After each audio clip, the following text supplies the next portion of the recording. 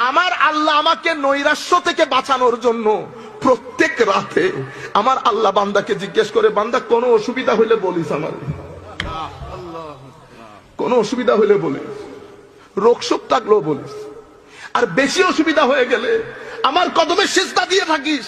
আমি ওয়াদা দিচ্ছি, সিজদা দিবি, আমি তোর সমস্যা দূরীভূত করে দেব।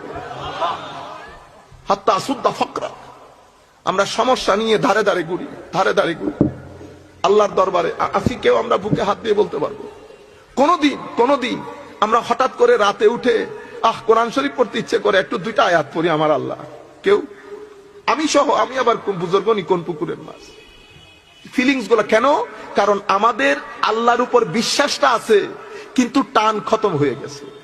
আপনি যখন আল্লাহর প্রতি আপনার টান তৈরি হবে, মনে রাখবেন আমার আল্লাহ আপনার প্রতি টান অনুভব করতেছে।